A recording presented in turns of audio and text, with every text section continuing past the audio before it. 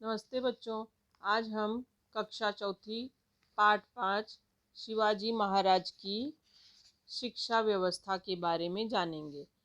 पिछले पाठ में हमने शिवाजी महाराज का बचपन के बारे में जानकारी हासिल की थी। उसमें उनका खेल कूद, उनके मित्रों के बारे में हमें जानकारी मिली थी। अब हम शिक्षा व्यवस्था, शिवाजी महाराज की शिक्षा कैसे हुई उसके बारे में जानेंगे। शहाजी राजे, जो उनके पिताजी थे, वह स्वयं संस्कृत के प्रकांड पंडित थे। उन्होंने अनेक भाषाओं के पंडितों और कलाकारों को अपने दरबार में आश्रय दिया था। वे स्वयं रामायण, महाभारत, भागवत की कथाएं पढ़ते थे। शहाजी राजे ने शिवाजी महाराज को युद्ध कला सिखाने के लिए कुछ शिक्षकों को अपने दरबार में नियुक्त किया था।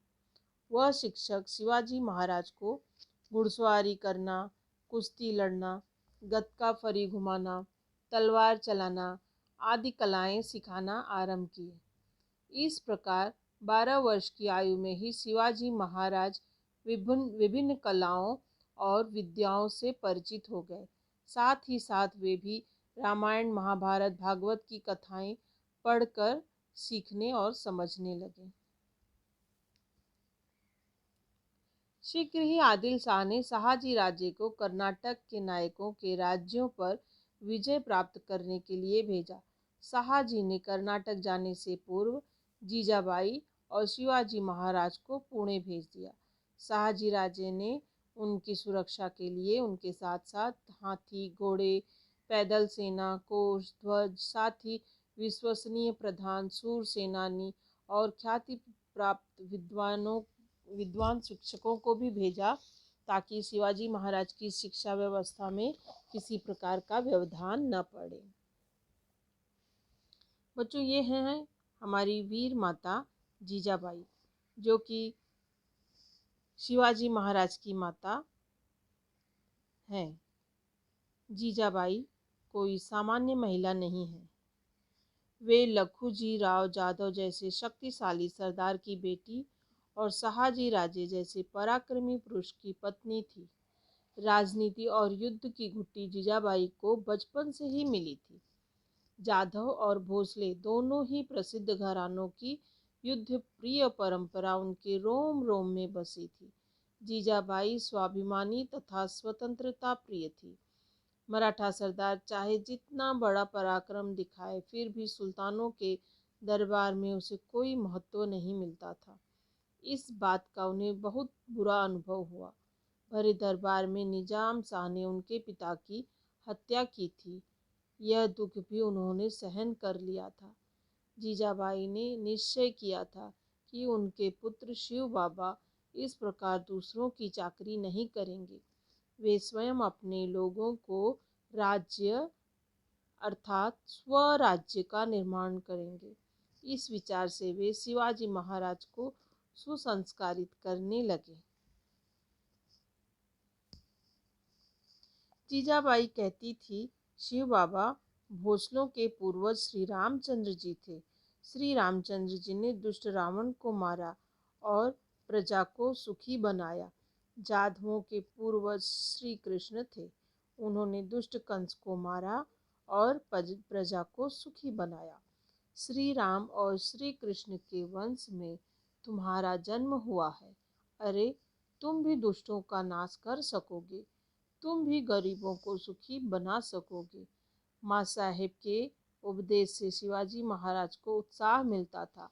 राम, कृष्ण, भीम और अर्जुन आदि वीरों की कहानियाँ उन्हें याद आती थी। वे ही वीर पुरुष शिवाजी महाराज के ध्यान, मन तथा स्वप्न में निरंतर रहते थे। शिवाजी महाराज सदैव यही सोचते थे, जैसे वे वीर अन्याय के विरुद्ध लड़े, वैसे भी हम भी लड़ेंगे।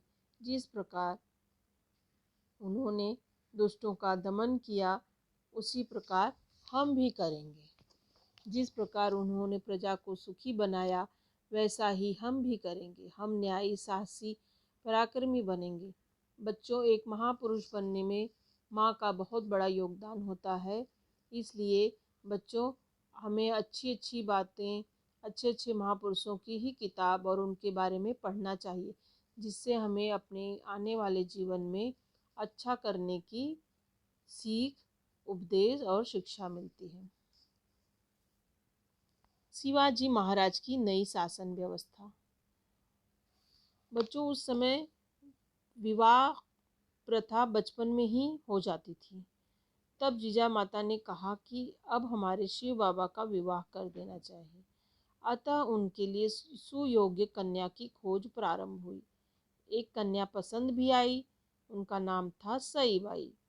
वे फलटण के नायक निम्बालकर घराने की बेटी थी। शिवाजी महाराज का विवाह संपन्न हुआ।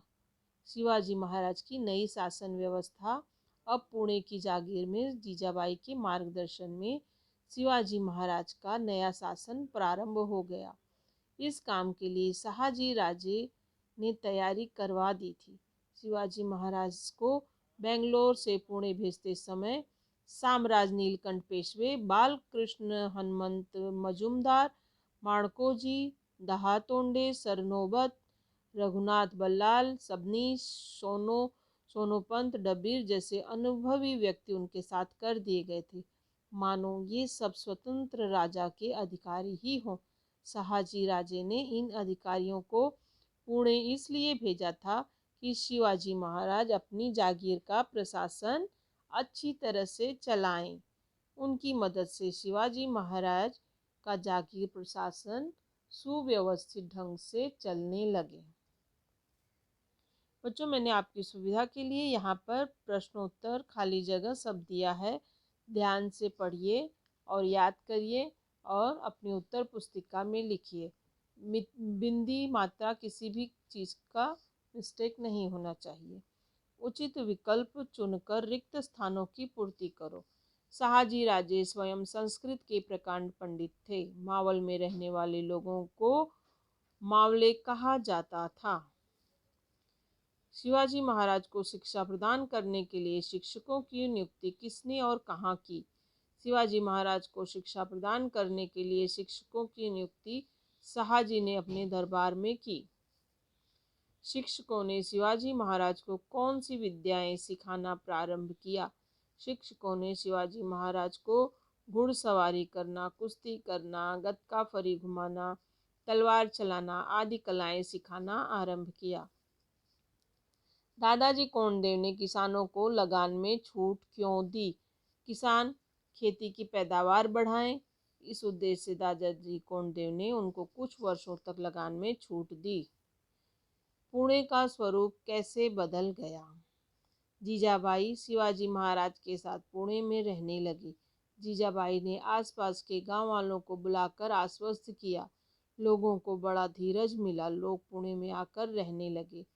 वे खेतों में काम करने लगे। जीजाबाई ने ध्वस्त हुए मंदिर ठीक करवाए। मंदिरों में सुबह शाम पूजा होने लगी। गांव लोगों से भर गया। इस प्रकार पुणे का रूप बदल गया।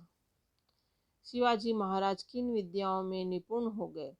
उत्तम राज्य और प्रशासन कैसा हो, शत्रु से युद्ध कैसे करें, किले कैसे बांधें, हाथी और घोड़े की परख कैसे करें, शत्रुओं के दुर्गम बीहड़ इलाकों में से खिसक कर कैसे निकलें, जैसी अनेक विद्याओं में शिवाजी महाराज निपुण हो गए। जीजाबाई ने कौन सा निश्चय किया? जीजाबाई ने निश्चय किया उनके पुत्र शिव बाबा दूसरों की चाकरी नहीं करेंगे। वे स्वयं अपने लोगों का राज्य अर्थात स्वराज्य का निर्माण करेंगे। थैंक यू बच्चों।